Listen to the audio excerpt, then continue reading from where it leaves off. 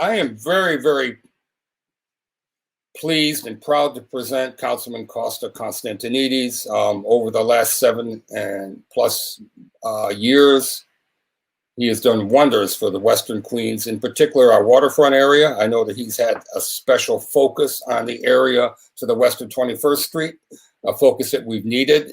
This is an old redlined area that really was in desperate need for assistance, and Costa really fit the bill. I know he always focused on it. He's done wonders in our parks. He's done wonders for much of our community, and we greatly appreciate it. We're here to discuss a couple of his initiatives that are coming to fruition now. So I'd like to bring Costa on and say hello. Costa, please join us.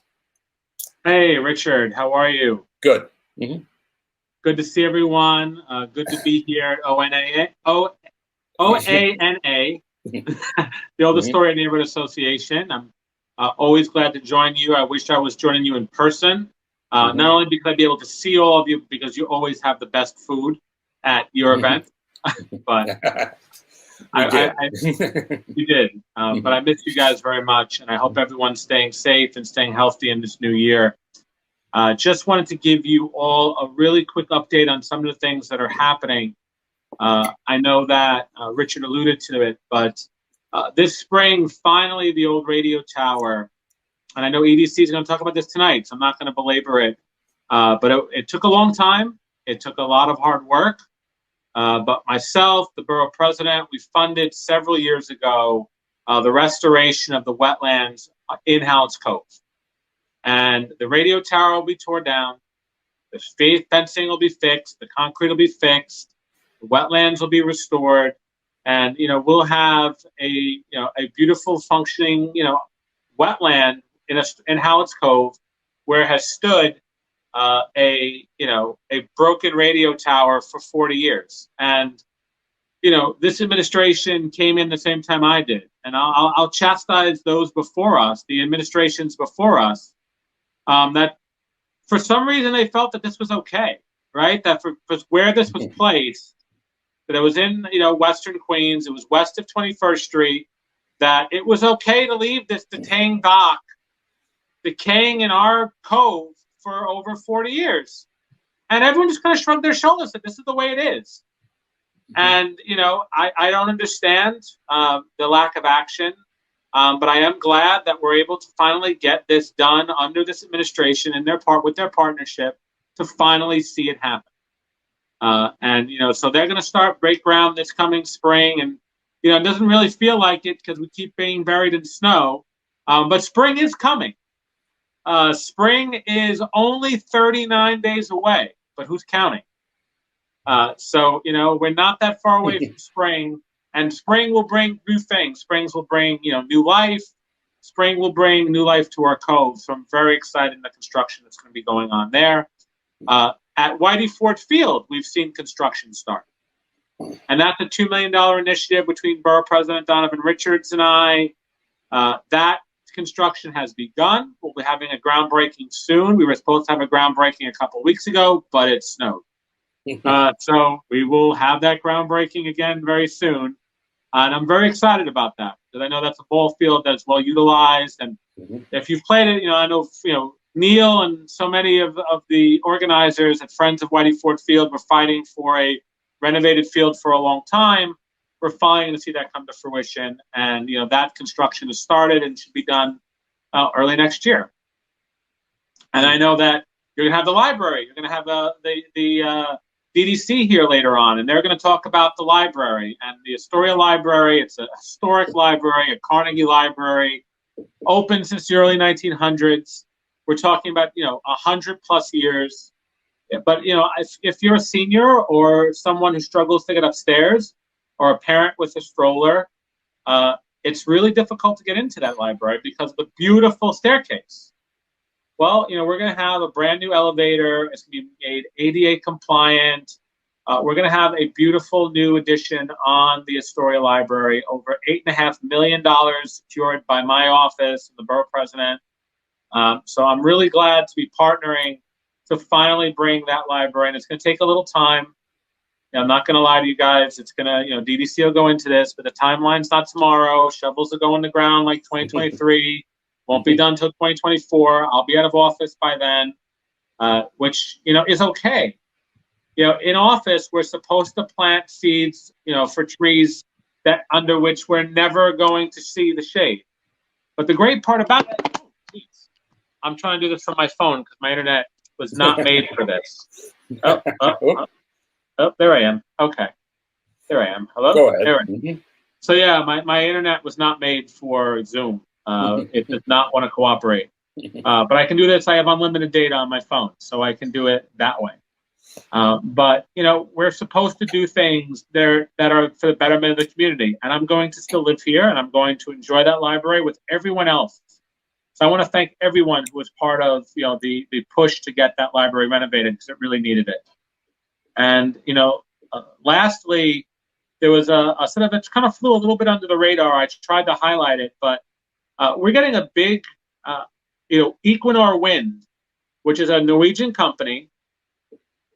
Equinor is got a grant by NYSERDA from the state, which is they're going to be bringing over 1,200 megawatts of wind energy off of the Atlantic Ocean plugging into Astoria.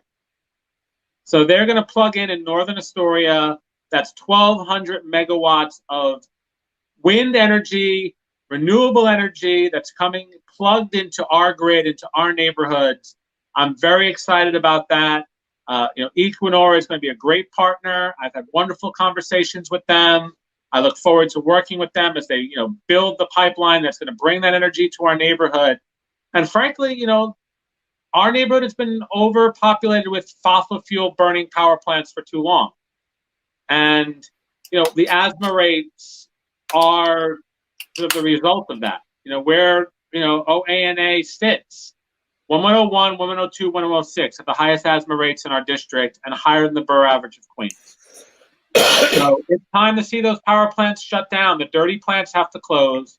We need renewable energy, and and Equinor is going to be bringing 1,200 megawatts, which is a lot of power, into our neighborhood with clean renewable energy that is going to be emissions free. So that's a big deal. I'm looking forward to that. I think lastly, I funded in last year's budget. It feels like yesterday, but 2020 kind of shot by and took forever at the same time. 2020, the budget last June, we secured $3 million for Mount Sinai, Queens. That's over $10 million during my time in office.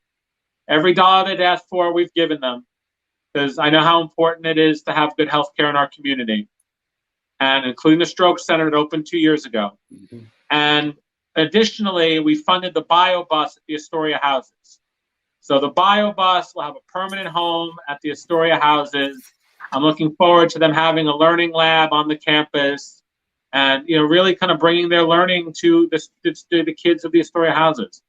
So I think that's like a full update. I know you have a lot of speakers, but Richard, thank you for having me as always, and thank you for all that you do in the community. I hope you're feeling well.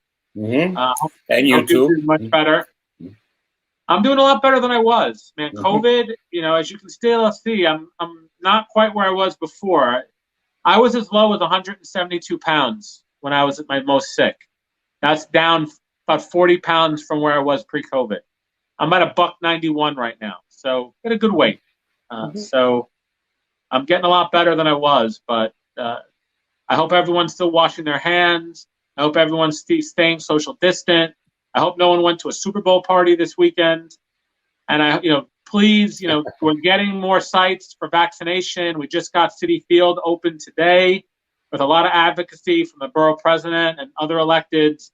We pushed hard to get, Citi Field open. So, we are going to continue to fight for more vaccination sites as we get more shots from the federal government. So if you're eligible for a vaccine, go on New York City Vaccine Finder. Get a shot. It takes some time. It took days and days and days for me to find a shot for my mother-in-law. But then, I stayed on the computer and I stayed at it. And she's 70 years old. And then, she doesn't know how to use a computer, so I had to figure it out for her. But there was no council member Jedi trick. It was just me on the computer, like checking it every couple of hours while I was doing other things. And I found her shot 2 weeks ago out in Brooklyn. So, keep at it. If you're eligible for a vaccine, get the vaccine. The more vaccines we get in the people's arms, the quicker we get back to real life. So I just hope everyone will be able to stay safe. And as we get more shots from the federal government, I'm going to try to get a vaccine. I'm trying to get HANIC. I'm trying to get the Variety Boys and Girls Club. Both been very gracious in volunteering to be potential sites for vaccine distribution. But until we get more shots, that can't happen. So I'm fighting to get more vaccine locations as soon as we get more shots. So with that, I hope everyone's staying safe and staying healthy. Good. We have actually quite a bit in the comments. Okay, there are quite a few questions here. Here's one in particular I know the answer of, but you can come up with it. This is thanks for the wonderful news on the watershed. However, have there been any initiatives to beautify the waterfront, which is being used as a pedestrian walkway? And I think that's we can discuss actually the promenade around Astoria houses, which is another initiative that's starting now. The seawall project is starting soon, so they're going to be rebuilding the seawall. So yes, so the seawall will be rebuilt and the cove will be beautified.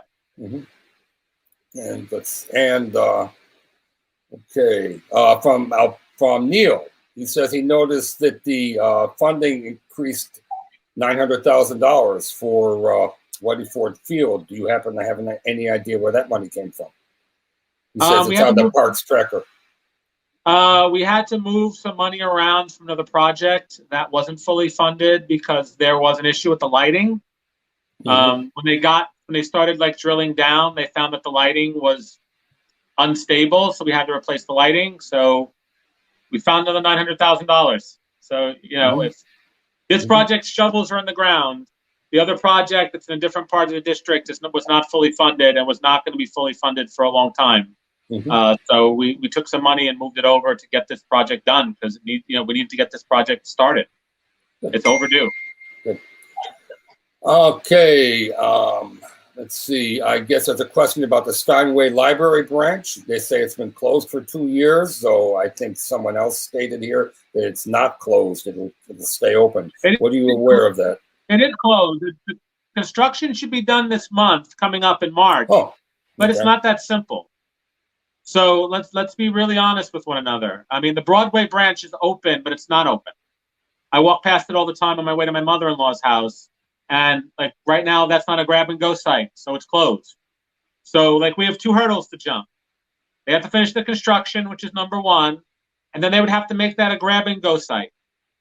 So I don't want to make any promises right now with COVID. There is no going into a library. You go into a library, you get a book and you leave. So the Steinway branch, I'm pushing it for the construction to be done on time by the end of March. That's the timeline they gave me. But then you have to jump the secondary hurdle of it being open post-COVID. So I'm not sure when that's going to be. And I don't want to make any promises based on, QPL has staffing issues on keeping people safe. I know that the Astoria Library is a grab and go site. It's not fully open either. It's open for grabbing and going. So there's a possibility the Steinway branch will be a grabbing and going site, but I don't want to, it's not going to be open for a very long time. A question from Dory asking about the NRG opening the new fracking plant. Any news on how we can stop it? Make your voice heard to the make your voice known to the state, to NYSERDA, to the governor that we don't want it in our neighborhood. Okay, I think that looks like, if I missed anything, guys, put it up again. And if in fact, and you have any questions now or later, if you put down your email address, we can get an answer for you and we can email it to you. And that goes on for the whole night now. But Costa, you're getting a lot of comments and a lot of support. A lot of people love you. And, the neighborhood is so much better because you were with us for the last 8 years. So thank you so much for that. Richard, thank you. And look, this was a partnership. It always was. I appreciate your partnership. I appreciate working with you. You've been a great partner. And, you know, it's been my pleasure. This is the neighborhood I grew up in. I've been really lucky to represent this community for the last 7+ years. And I have no idea what the future brings for me, but I know that I love this neighborhood. I'm not going anywhere. I'm going to continue to be a resident here. I'm going to continue to be a citizen.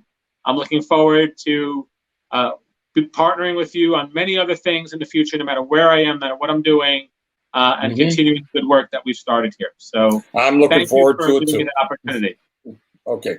Thank you, Costa. Thank you so much. Thank you. Have a great night, everyone. Good night.